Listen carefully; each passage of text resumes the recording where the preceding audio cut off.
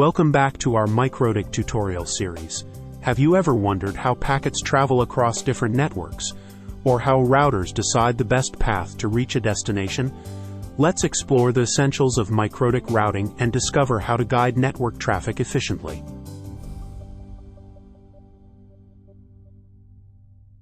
Routing is the process of selecting paths across networks to move packets from one host to another, and it operates in the network layer of the OSI model. This means that it uses IP addresses to identify the source and destination of the packets. Even when various network nodes are on the same physical Layer 2 connection but are on different subnet, they cannot communicate with each other without a router.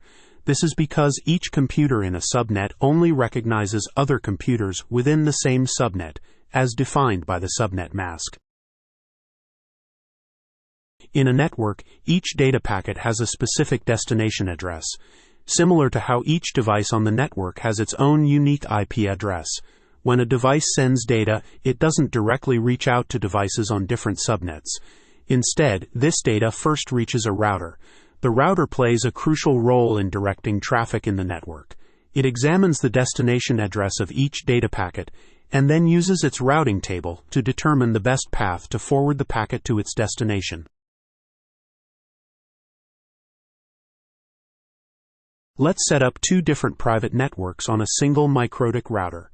To begin, navigate to the IP menu and then select Addresses. Here, you'll assign a private IP address to your desired interface for the first network.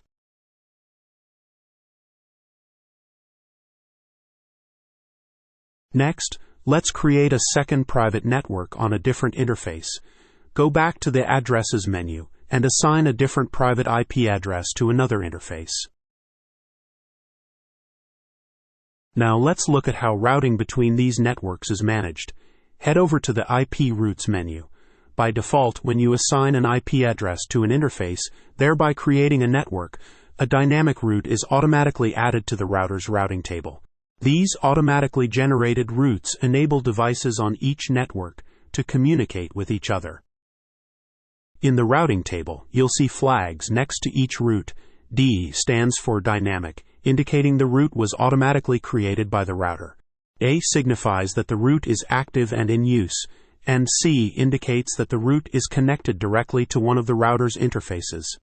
A routing rule consists of two main parameters, the destination address and the gateway. The destination address is the network you want to reach. A gateway is a device or node that connects different networks and routes data between them. The gateway can be either an IP address indicating Layer 3 routing or a specific interface. Using an interface as the gateway limits routing to the local Layer 2 network. It's important to note that MikroTik routers are capable of much more complex routing scenarios, utilizing various routing protocols. These protocols offer advanced features for dynamic routing over large and complex networks.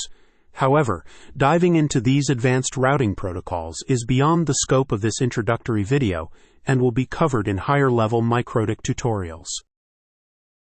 After understanding dynamic routing, it's also crucial to recognize the role of static routing in network management. Static routes are manually configured routes that provide fixed paths for network traffic. They can be useful if you need to reach a subnet located on a completely different router, ensuring that the router is able to forward traffic to those unknown and not directly connected subnets. In this segment, we will demonstrate how to set up a static route between two MikroTik routers.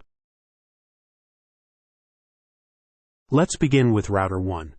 We have previously configured two local networks on this device.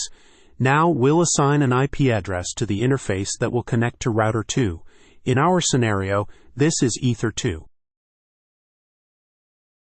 Switching over to router 2, we start by configuring the interface that will connect back to router 1.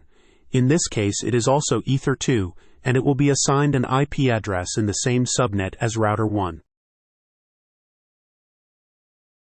Now, we need to configure an interface on router 2 that connects to its local network.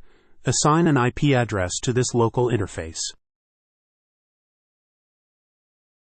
The next step is to add a static route on router 2 that directs traffic to the local networks of router 1. Navigate to the IP routes menu and add a new route.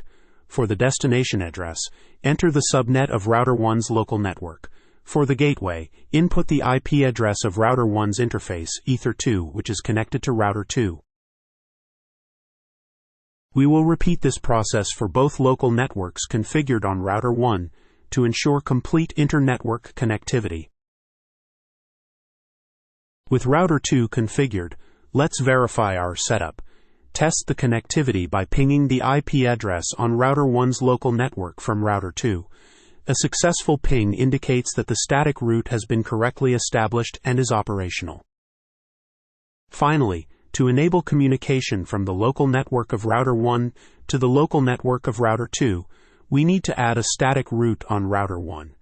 This is done by specifying the local network of router 2 as the destination address and using the IP address of router 2's interface that is connected to router 1 as the gateway.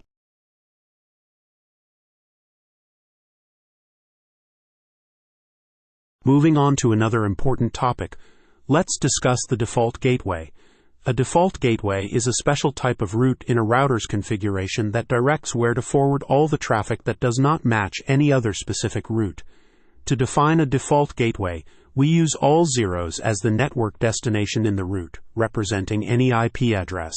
This setting is particularly useful when you need to access the Internet or reach any other external network. To add a default gateway in MikroTik RouterOS, first ensure that the interface connecting to the Internet or your upstream router is assigned an IP address. Once the interface is configured, proceed to create a default route in the IP routes menu. In the destination address field, enter all zeros. This tells the router that the route applies to all destinations not otherwise covered in the routing table. In the gateway field, input the IP address of your Internet service provider's router or your upstream router. This address is where the router will forward traffic for external destinations. After setting up the default gateway, it's essential to verify that it's working correctly. A practical way to do this is by pinging the gateway from the router's terminal. This test ensures that your router can successfully communicate with the gateway, allowing traffic to flow to and from external networks like the Internet. We now turn our attention to another critical feature in MikroTik RouterOS, the Check Gateway function. This feature is designed to enhance network reliability by preventing routing issues when a gateway becomes unreachable. We'll start by establishing an additional link between our two MikroTik routers. On each router, assign an IP address to the interface connected through this new link. This will serve as our alternative path.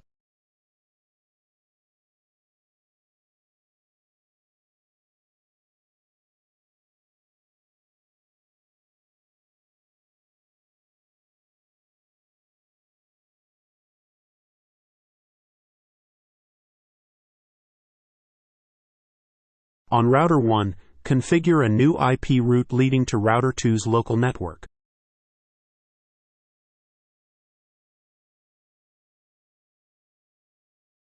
Set the distance of this route to a higher value, such as 2, marking it as our failover route.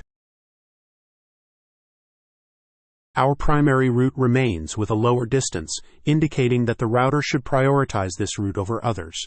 Let's enable Check Gateway on our primary route to router 2, choosing the ping mode for this example.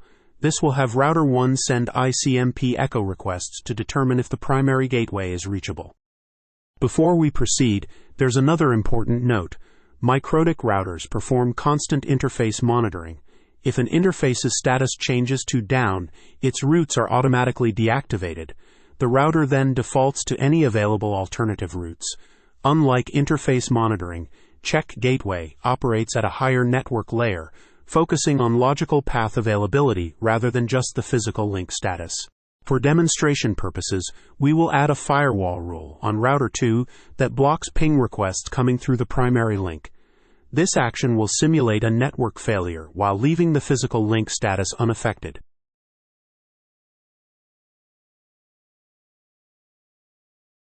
Router 1 will attempt to ping the gateway for a predefined period, usually 10 seconds. After failing to receive a response from the primary gateway for 2 consecutive checks, Router 1 will switch traffic to the secondary route. This illustrates the robust failover capability provided by the Check Gateway feature. In network environments, it's common to encounter situations where multiple routes lead to the same destination. This often happens when a network is served by several links or gateways. MikroTik RouterOS, like all routing systems, is designed to handle this intelligently by selecting the most precise route available. The accuracy of a route is determined by its prefix length, the number of bits in the IP address that define the network segment. This prefix length is represented by the number after the slash in the IP address notation. Consider our network setup where a device connected to router 3 needs to send data to 172.16.1.130. Router 3 will compare this destination IP against its routing table. It finds two matches because this IP address falls into both subnets. However, it will prioritize the route with the 25 prefix because it's more specific. It matches a smaller, more targeted range of IP addresses. This illustrates a foundational routing principle. A longer prefix means a more exact route, which is the one the router will choose. Another useful tip is 31 subnetting for point-to-point links, such as those between routers.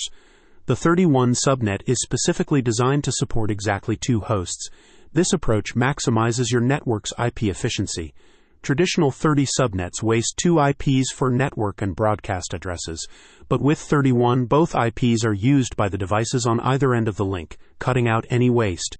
Just assign 31 IPs to each end, and your system will automatically recognize the direct connection without the usual network or broadcast addresses. We hope this guide has helped you understand the essentials of routing, giving you the tools to enhance and efficiently manage your network. Thank you for watching.